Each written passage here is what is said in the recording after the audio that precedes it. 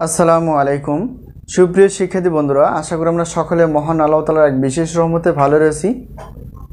আজকে আমরা যে বিষয়টি নিয়ে আলোচনা করতে যাচ্ছি সেটি হচ্ছে যে বিএসসি এবং অনার্স শিক্ষার্থীদের ক্যালকুলাস 1 চ্যাপ্টার 3B এক্সাম্পল 18-এর 7 নাম্বারটি।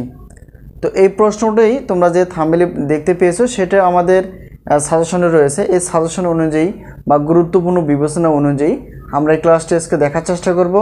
খুব মনোযোগ সহকারে যদি দেখার চেষ্টা করি সেটা খুব সহজে আমরা বুঝতে পারবো। তো তার আগে একটা কথা বলা উচিত, সেটি হচ্ছে যে অন্তরীকরণ বা ডিফারেনশিয়াল যেই সূত্রগুলি রয়েছে সেই সূত্র এবং তার বেসিক কিছু ধারণা থাকলে এই সমাধানটা আমরা করতে পারবো।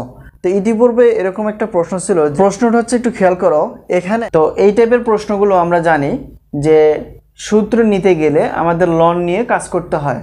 তো এখন এই প্রশ্নটিকে আমরা উভয় পাশে অর্থাৎ এই প্রশ্নের উভয় পাশে আমরা লন দ্বারা গুণ করে দিব, তাহলে আমাদের জন্য সূত্র ব্যবহার করা অনেক সহজ হবে এবং dy/dx বের করতে আমরা পারবো।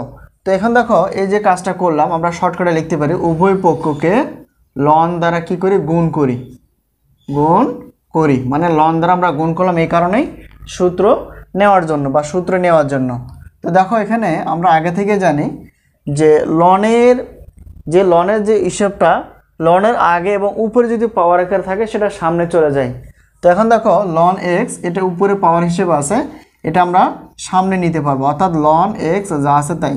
সেম একই কাজ দেখো, লন এখানে যা আছে তাই তার একটা পাওয়ার আকার আছে, এই পাওয়ারটা সামনে আসবে, তার মানে এখানে কত লন y আছে y, এই হলো বিষয়।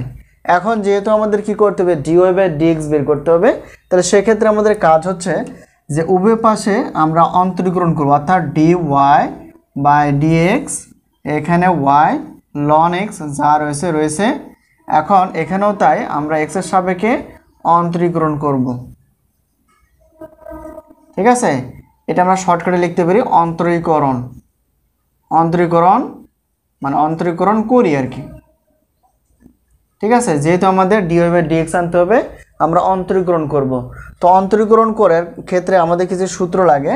ধরো এখানে dy/dx এটাকে আমরা yটাকে আমরা u পড়লাম আর এটাকে আমরা v পড়লাম, এটাও তাই। দেখো এখানে এটাকে আমরা u যদি ধরি আর এটাকে যদি v ধরি, তাহলে সূত্রটা হচ্ছে d/dx uv সূত্রটা আমরা জানি, অতএব u d/dx v plus v d/dx u, এই হলো বিষয়টি, অর্থাৎ uv সূত্রটা আমরা জানি। এখন এই সূত্রটা আমরা এখন ব্যবহার করব এখানে, অর্থাৎ u বলতে এখানে y আর সূত্রে d/dx, v বলতে এখানে কত ln x সূত্রে প্লাস, আবার v বলতে ln x হবে আর d/dx, আর এখানে দেখো u বলতে হচ্ছে y ইকুয়াল একইভাবে এটা uv সূত্র ব্যবহার করলো, অর্থাৎ u d/dx v বলতে এখানে কত ln y, আচ্ছা সূত্রে প্লাস, আবার v বলতে এখানে ln y, এখানে কত আসছে d/dx আর u বলতে হচ্ছে x, এই হলো বিষয়। আশা করি আমরা x এর সাপেক্ষে অন্তরীকরণ যেটা করলাম, অর্থাৎ এখন আমরা যে কাজটা করলাম সেটা হচ্ছে যে x এর সাপেক্ষে অন্তরীকরণ করলাম ঠিকই, কিন্তু x এর সাপেক্ষে যখন অন্তরীকরণ করলাম তখন একটা সূত্র ছিল, অর্থাৎ uv সূত্র এখানে আমরা প্রয়োগ করলাম। যে এখানে দেখো y আছে y d/dx আমরা জানি ln x d/dx, অতএব d/dx ln x এর ফর্মুলা হচ্ছে যে 1/x। তাহলে আমরা এখানে কি লিখব, এখানে 1/x লিখব, প্লাস আছে প্লাস, এখানে দেখো ln x আছে ln xটা দিয়ে দিব, এখানে d/dx y, অর্থাৎ x এর সাপেক্ষে y কে অন্তরীকরণ করলে আমরা পাবো dy/dx, ঠিক আছে। এখানে দেখো x আছে x, তাহলে d/dx, আচ্ছা d/dx না, এটা দেখো x এর সাপেক্ষে y অর্থাৎ ln, দেখো তো x, এখন d/dx অর্থাৎ ln 1 করলে আমরা যে জিনিসটা পাই সেটা হচ্ছে 1/y, কারণ d/dx ln x মানে 1/x, তাহলে সেক্ষেত্রে d/dx ln y মানে হচ্ছে 1/y, আর যাকে আমরা x পড়লাম সেটা আসলে x নয়, তাহলে সেটাকে আবার কি করতে হবে, x এর সাপেক্ষে অন্তরীকরণ করতে হবে, মানে y কে অন্তরীকরণ করতে হবে। তাহলে d/dx কে y কে অন্তরীকরণ করলে আমরা একেবারে যে জিনিসটা পাই সেটা আমরা এখন একবারে লিখব, সেটা হচ্ছে dy, এই জিনিসটা প্লাস আছে প্লাস, এখন দেখো লন আছে এখানে লনটা আমরা লিখব ln y, আর x এর সাপেক্ষে এক্সকে অন্তরণ করলে 1 হয়, এটা আমরা জানি। যদি দিই তাহলে উপরে 1 দ্বারা গুণ করলে ওয়াইকে ওয়াই হবে, আর এখানে যা আছে তাই লন এক্স ইন্টু কত D Y by D X, আর এটা যদি গুণ করে দেয় এক্স বাই ওয়াই হবে।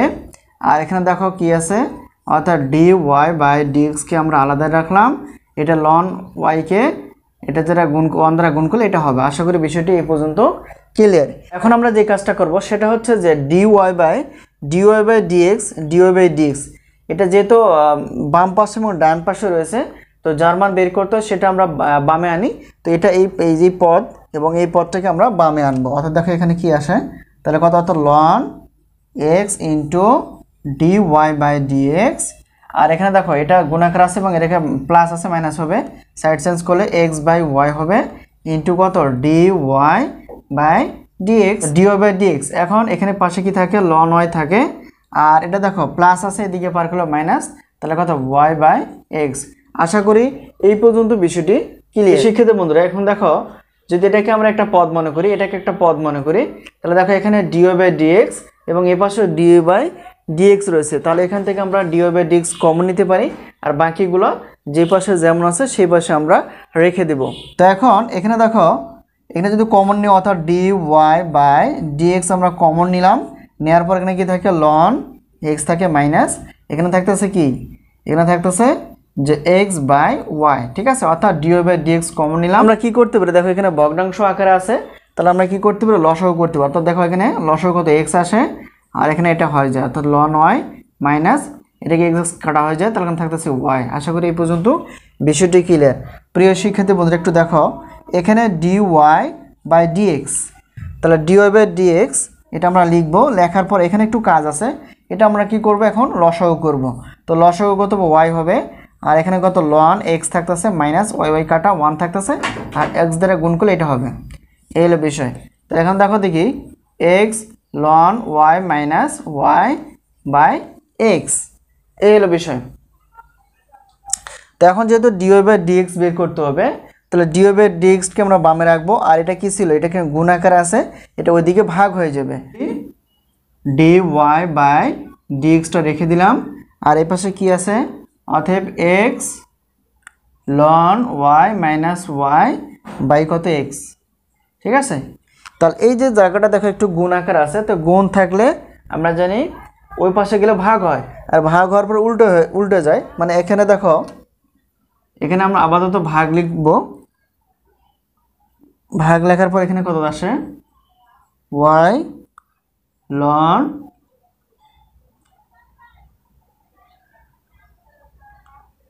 লন এক্স মাইনাস এখানে এক্স বাই ওয়াই, ঠিক আছে, এই হলো বিষয়। অর্থাৎ এখানে গুণ আকার আছে, এদিকে ডান পাশে পার করে নেব ভাগ। এখন দেখে একটু কি করা যায়, এখানে ডি ওয়াই বাই ডিএক্স, তাহলে এখানে দেখো X into ln Y minus Y by X, এ ভাগ আছে গুণ হয়ে যাবে, আর এটা চেঞ্জ হবে, অর্থাৎ লবটা নিচে আসবে, অর্থাৎ হরে আসবে, আর এই যেটা উপরে চলে যাবে।